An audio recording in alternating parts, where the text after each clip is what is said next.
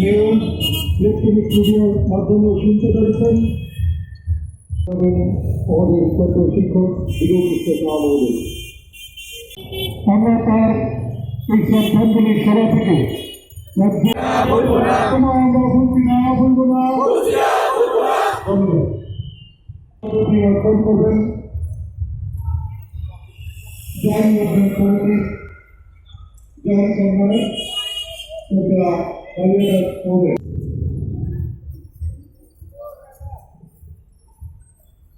Candle আছে কার কাছে?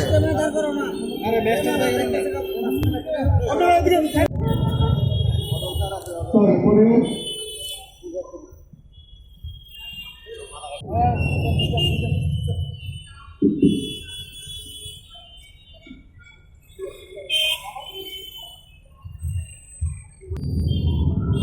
শিক্ষকের প্রতি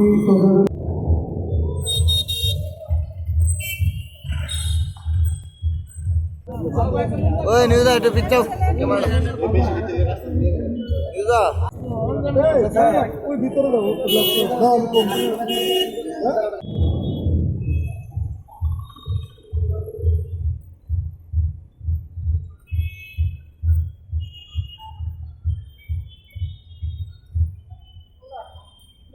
শিক্ষক উত্তম দিবস আমার রে তোমায় আমরা ভুলছি না ভুলবো না তোমায় আমরা ভুলছি না ভুলবো না তোমায় আমরা ভুলছি না ভুলবো না শিক্ষক উত্তম দিবস আমার রে শিক্ষক উত্তম দিবস আমার রে শিক্ষক উত্তম দিবস আমার রে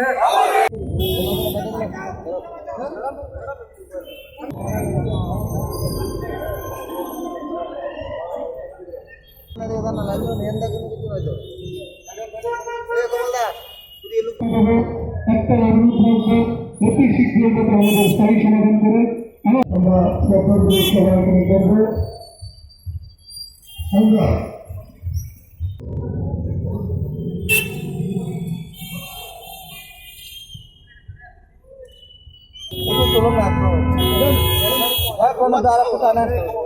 তোমায় আমরা ভুলছি না ভুলবো না তোমায় আমরা ভুলছি না ভুলবো না শিক্ষক উত্তম ত্রিপুরা আমার রে শিক্ষক উত্তম ত্রিপুরা আমার রে শিক্ষক উত্তম ত্রিপুরা আমার রে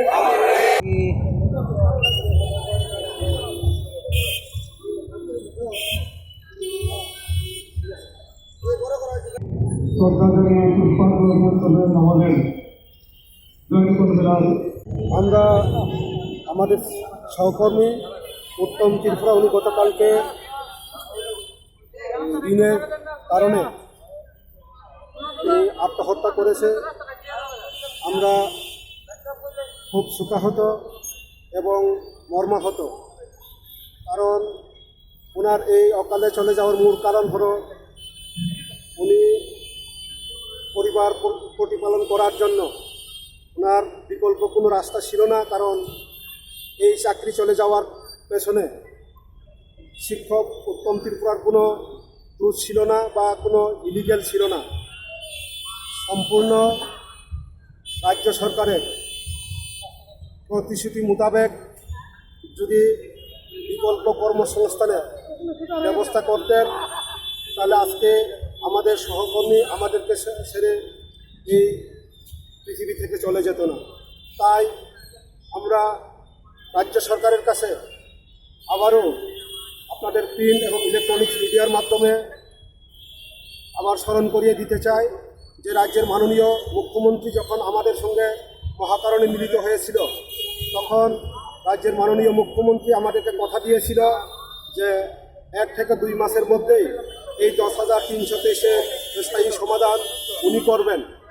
কিন্তু রাজ্যের মাননীয় মুখ্যমন্ত্রী এই যে 1 থেকে 2 মাসের যে কথা দিয়েছিল ওই সময়ের মধ্যেই যদি আমাদেরকে স্থায়ী সমাধান যদি করে দিত আজকে তাহলে আমরা এই কয়েকজন সহকর্মীকে হারাতে হতো না।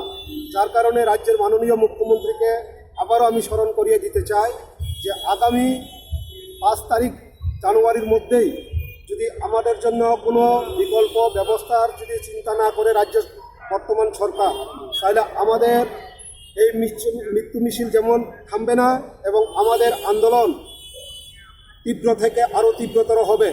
কারণটা হলো, যেহেতু রাজ্যের মাননীয় মুখ্যমন্ত্রী আমাদেরকে স্থায়ী সমাধান করার জন্য প্রতিশ্রুতি দিয়েছিল, কিন্তু এখনও ওই প্রতিশ্রুতি মোতাবেক রাজ্যের বর্তমান সরকার কোনো কিছু উদ্যোগ গ্রহণ করেনি। রাজ্যের মাননীয় মুখ্যমন্ত্রীর সঙ্গে যখন আমরা মহাকারণে মিলিত হয়েছিলাম, তখন রাজ্যের মাননীয় মুখ্যমন্ত্রীর কাছে আমরা আমাদের দাবি সনদগুলি তুলে দিয়েছিলাম স্থায়ী সমাধান করার জন্য। এবং আর একটা হলো, মৃত পরিবারে একটা করে সরকারি স্থায়ী চাকরির ব্যবস্থা করা এবং যে 58টা রিপিটিশন সবটাকে ইমপ্লিমেন্ট করার জন্য। কিন্তু আজ পর্যন্ত যে দাবি নিয়ে রাজ্য সরকারের সঙ্গে আমরা আলোচনার মোতাবেক ওই দিন রাজ্যের মাননীয় মুখ্যমন্ত্রী আমাদের দাবির সঙ্গে সহমত পোষণ করেছিলেন, কিন্তু আজ পর্যন্ত সেই মোতাবেক কোনো কাজ করেনি। যার কারণে আমরা এই আগামী 5 জানুয়ারির মধ্যেই রাজ্য সরকারের তরফ থেকে যদি আমাদের জন্য কোনো কিছু যদি করা না হয়, তাহলে আমাদের আন্দোলন কিন্তু আরও তীব্র হবে।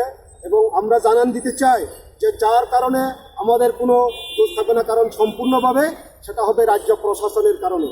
কারণ আমাদের নিজেদের উদ্যোগে আমরা ওই পথে হাঁটতে চাইছিলাম না, কিন্তু রাজ্যের যে সরকার আমাদেরকে সেই দিকে যাতে বাধ্য করছে। যার কারণে রাজ্য সরকারকে এই সময়ের মধ্যেই যাতে আমাদেরকে স্থায়ী সমাধান করে নেয়, তার জন্য এই প্রিন্ট এবং ইলেকট্রনিক্স মিডিয়ার মাধ্যমে আমি রাজ্য সরকারের কাছে বার্তা দিতে চাই।